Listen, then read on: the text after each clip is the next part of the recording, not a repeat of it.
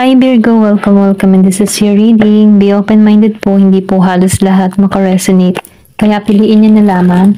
And thank you nga po pala sa mga nag-subscribe, lalong-lalo na sa mga bumabalik. Marami pong salamat. Give me the message for Virgo. Ano yung mensahe sa'yo? Give me the message for Virgo. Ano yung mensahe sa'yo?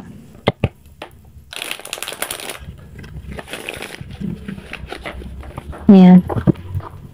Give me the message for Virgo. Give me the message for Virgo.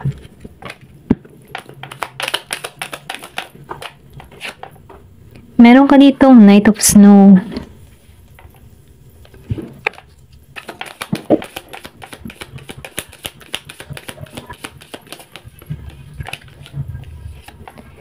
Meron ditong The Emperor. Meron ka ditong Two of Wands. Napipil ko dito sa'yo, Virgo, no? Meron ka ditong option o meron ka ditong pinagpipilian dito sa Two of Wands. Kumbaga, no, maraming path yung magbubukas sa'yo. So, ikaw, mamimili ka na lamang dito. Ito lang yung nakikita ko. And then dito, no, meron kasi ditong apat na path kang pipilian kasi marami kang option na parating sa buhay mo. Pwedeng trabaho, pag-ibig, okay? Pero ganun pa man ano, nafe-feel ko dito, sinasabihan ka dito, maging klaro ka kung ano talaga yung tatahakin mo, kung ano yung gusto mo, kung ano yung minimithi mo, kung ano yung tinitibok ng puso mo, kung alam mong kung saan ka mapapaganda, yun ang piliin mo. Kasi nakikita ko dito, meron ditong maunti lang yung daloy, pero meron ditong malakas yung buhos, oh. So, nasa sa'yo yung decision kung alin yung pipiliin mo. Pwedeng sabay-sabay na trabaho ang dumating sa'yo, sabay-sabay na oportunidad. Okay, kung marami kang apply, sabay-sabay itong patungo sa'yo. And then dito, no, meron ditong online. Pwede rin nag-apply ka online, sabay-sabay itong tumungo sa'yo. Or pwede rin sa larangan ng trabaho, abroad, okay? Ito lang yung nakita ko. Pero ganun pa man, ano, nafe-feel ko dito yung katatagan mo, malakas yung loob mo, matatag ka. And then nakikita ko dito yung pagdaloy ng biyaya sa'yo, or pwede rin sabihin pag-agos, patungo sa'yo. Kasi maraming oportunidad yung parating sa'yo. So ikaw, meron ditong Knight of Snow. Kung ikaw man ay nasa ibang bansa, no, nafe-feel ko na maa-adapt mo yung kultura ng pinuntahan mong bansa, okay? Na-adapt mo or nakukuha mo yung kultura nila, nagugustuhan mo, okay? Pwedeng nasa malamig kang lugar, yung tipong Canada, o saan ba? Korea, Japan, Europe, USA, mga ganun ba? Malamig na lugar. Meron ka dito na The Hierophant. So, nakikita ko rito, no? Sinasabihan ka dito, sundin mo yung intuition mo, sundin mo yung kutob mo. Kasi nakikita ko dito sa The Hierophant, may pagka-religyoso ka or pwede rin sabihin na madasalin, ano? Kumbaga, nakikita ko rin dito, nagkakaroon ka ditong spiritual growth or pwede rin sabihin na nafe-feel mo, may pagka-impact ka. Yung bang tipo na nafe-feel mo yung damdamin ng iba, yung kumbaga pag meron siyang alalahanin, nararamdaman mo, okay? Kumbaga naroon yung concern mo sa tao dito sa The Hierophant.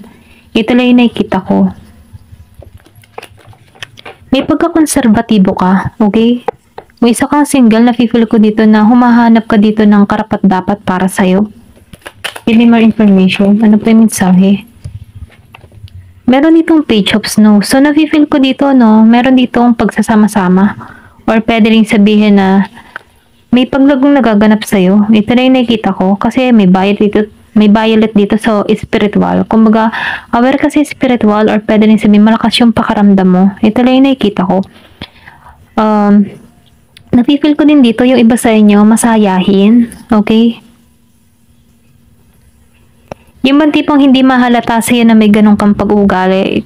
Yung tipong napakaseryoso mo, pero once na nakilala ka ng totoo, dun lumalabas yung totoo mong pagkatao, yung pagiging mo masayahin, hindi akalain ng ibang tao na ganun ka.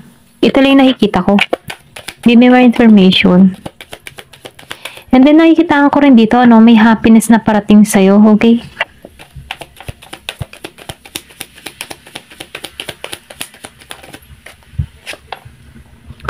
So, meron ka ditong Page of Clouds. So, nakikita ko dito, itataas ka. Or pwede rin sabihin, maybe ikaw ay meron kang nagagawa na mabubuti. So, meron ditong good karma na parating sa'yo.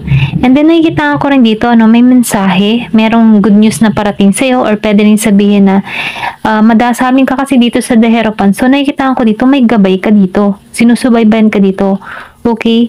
Nafe-feel ko dito yung faith mo. Pagiging mong tapat at loyal. Nakikita ko din dito, once na meron kang nagustuhan ng tao, masyado kang mabusisi or pwede rin sabihin na meron kang hinahanap na person na makakapartner mo sa buhay. Kumbaga, nakikita ko dito na gusto mo yung pang long term, talaga yung may seguridad ka. Ito lang yung nakikita ko. Give me more information. Meron ditong Four of Wands. So, nakikita ko rin dito, meron ditong masayang magaganap sa buhay mo, okay? Merong abundance na naghihintay sa'yo. Or pwede rin sabihin, ikaw yung tipo ng tao na makulay ang buhay, masaya ka, kahit baga sa mga simpleng pamamaraan ay na-appreciate mo to, yung ba tipong ganun, ito lang yung nafe-feel ko sa'yo. And then, nakikita ko rin dito, abundance ka para sa iyong sarili, okay? May paglago ka nagaganap sa iyong sarili, kontento ka kung anong meron ka. Ganon, kumbaga sumasabay ka lang din sa agos ng buhay. Kung wala, edi wala. Kung meron, edi salamat. Ganon ba? Pinagpapasalamat mo lahat ng mga nangyayari sa buhay mo. Ito lang yung nakikita ko. Give me more information. Ayan, tumalsik to. So, meron ditong Ace of Clouds. So, nakikita ko rito, meron ditong pagdaloy sa'yo. Okay? May blessing, may biyaya. So, nakikita ko rin dito ang pag-apaw. Kasi, meron ditong pagtaas. So, may pag-apaw na parating sa'yo. Then, nakikita ko dito yung abundance. Pwede rin sabihin, nagkakaroon ka dito ng spiritual growth. Nagiging kang matured. Alam mo kung ano yung gusto mong mangyari sa buhay mo. May paglago na gaganap sa'yo. Or pwede rin sabihin, sinusunod mo yung intuition mo, yung inner voice mo. Kasi nakikita ko dito yung pagiging mong relihiyoso. Yung pagiging mong tapat. Ito lang yung nakikita ko.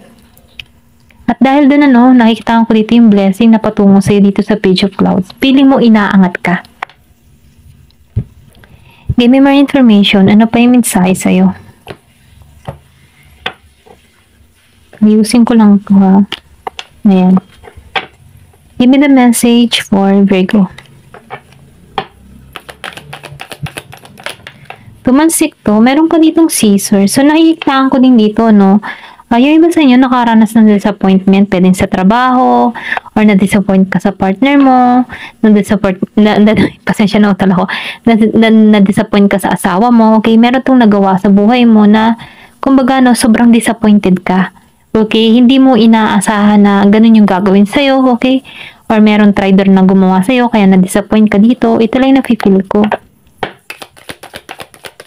Kumbaga, feeling mo dito, hindi patas, okay? Kumbaga, humahanap ka dito ng justice yan, justice. Meron ditong bird, perch. So, meron ka ditong iniintay. Yung iba sa inyo may iniintay na sulat, balita, okay? Or pwede rin sabihin kung meron ka ditong apply, nag-iintay ka dito ng tawag, balita, okay? And then, nakikita ko rin dito, meron ditong package, okay?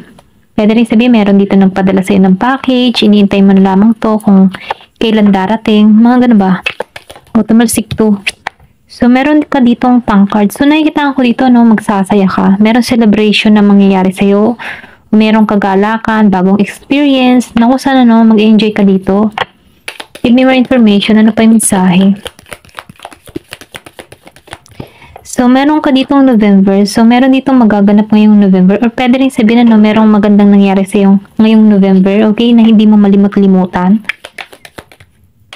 Oh my God. Meron ditong red. So, meron dito. Pwede rin sabihin na nitong November may nawala sa buhay mo. Okay?